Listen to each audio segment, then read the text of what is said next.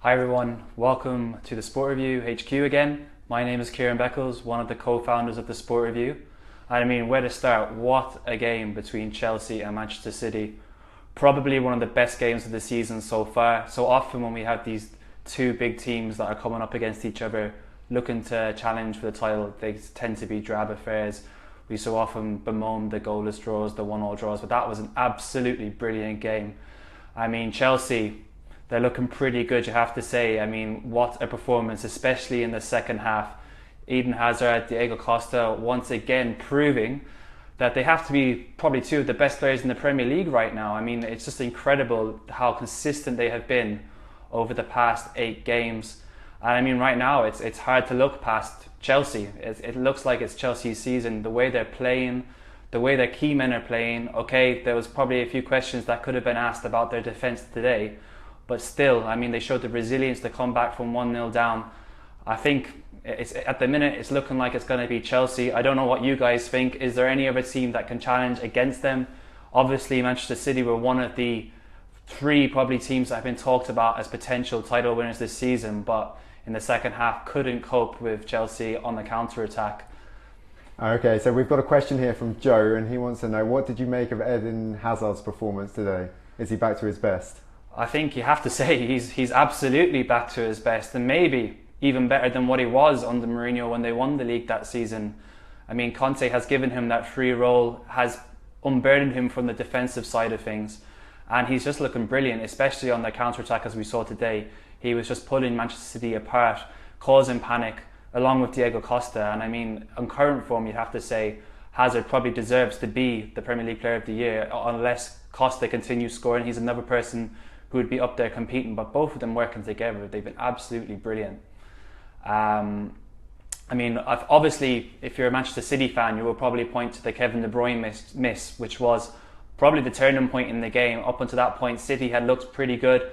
I thought Chelsea were also in with, it was a pretty even affair. I wouldn't have said there was one team that was dominant, but how he missed from so close, incredible miss.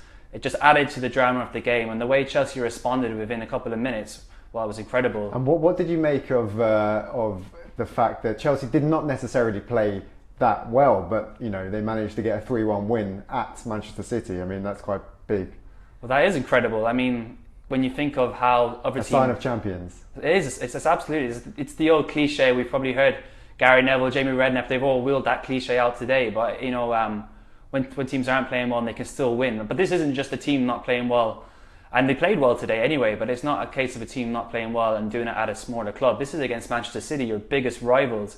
And I thought the Etihad crowd were actually pretty lively today, and it was quite an intimidating atmosphere for Chelsea.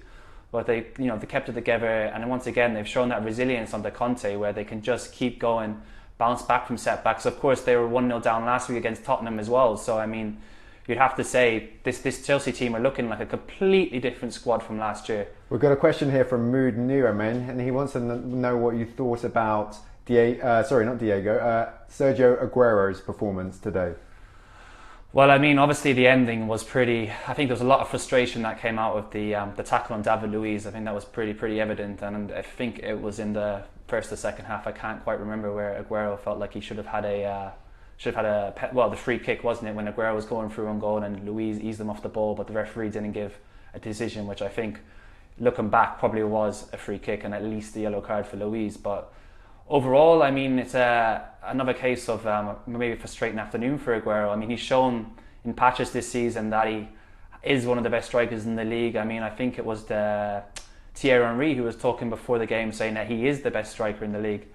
But once again, it's been a frustrating afternoon. He didn't take his chances, especially the second half chance when he had he kind of capitalised on that confusion between Courtois and Cahill, and he couldn't put the chance away. So I think if you're a Manchester City fan, you're a bit disappointed, and I'd have to disagree with what the pundits were saying on Sky Sports. I think right now you have to say Costa is the best striker in the league. He's consistent, works hard for the team, and he scores goals consistently as well. So I think Aguero, disappointing afternoon, and obviously at the end, unacceptable tackle, and he really deserved the red card. And again, going forward, that's now a huge miss for Manchester City without their key striker for 3 games. And what did you think about Cesc Fabregas's performance today, considering he hadn't played in so long and just managed to step into the team?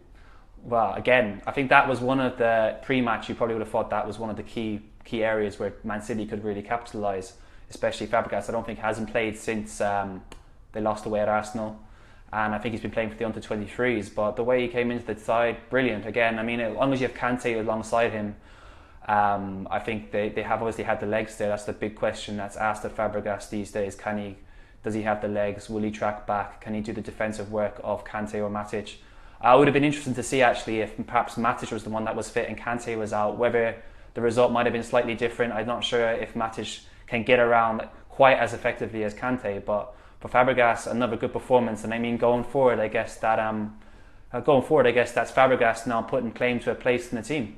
We've got another question here from Marco. He wants to know, with the January transfer window coming up, are there areas in particular that you think Chelsea should be looking to strengthen?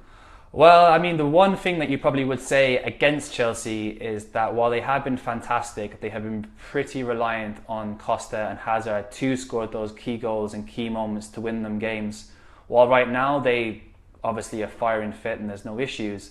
As you've seen with Liverpool, they've lost Philippe Coutinho, and other teams, when they lose key players, should Costa or Hazard go and pick up an injury, then that could cause Conte quite a problem. While he has other players who can kind of step into the fold if there's injuries elsewhere in the team, I think when you're looking at those two key players in particular, you would be worried. Obviously, Costa is the first choice striker. How far the depth goes beyond that, obviously they have Batshuayi even, who they bought in the summer but hasn't really played that much football. And if Costa was to pick up an injury, would you really trust the Belgian to kind of score the goals to fire you to a title? I'm not so sure. So I think if Conte is going to buy in January, he definitely would be looking for a good cover for Costa, a proven cover who can score goals if anything happens to him, or perhaps even provide an option off the bench. Also, another area of weakness, I think, is probably Gary Cahill, who we saw today. Obviously made the mistake for Manchester City's goal. Did look a little uncertain at times, and I'd wonder whether Conte would like to buy another centre-half to go alongside Azpilicueta and Luiz to kind of solidify that back four, or sorry, I should say back three, of course, considering his fantastic tactics as we've been told about. But yeah, I think a centre-half and the striker would be the two areas that he perhaps would be looking for. I think Hazard obviously would be a big miss, but maybe with the likes of Oscar, Willian, they have the kind of cover there to come in for Hazard if something was to happen. And just finally, a quick word on where this result leaves Manchester City. Well, I mean, they've now lost, I think they've won 3 games in the last 8 now, I think I'm correct in saying that, which is not really title-winning form. And also, if you look at Chelsea's next fixtures, they don't really have a tough game until the start of January. I think maybe it's the 7th or 8th they play Tottenham.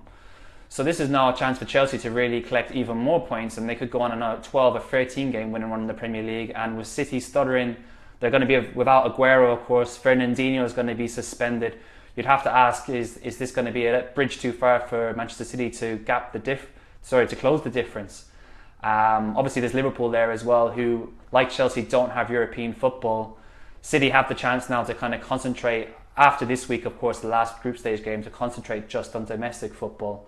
But the game's going to come thick and fast still anyway, so it's not like Pep Guardiola is going to have even more time to work on the training field with his squad. So I think, obviously, you can't rule Manchester City out of the title race. It's way too early to do that. But right now, it really is clearly advantage Chelsea. And it's looking like theirs to kind of lose at this stage, unless something goes drastically wrong, like we've mentioned with Hazard or Costa. Well, that's it from me, guys. Thank you for joining us for this post-match talk about Chelsea Man City. And hope to see you guys soon. Have a lovely afternoon.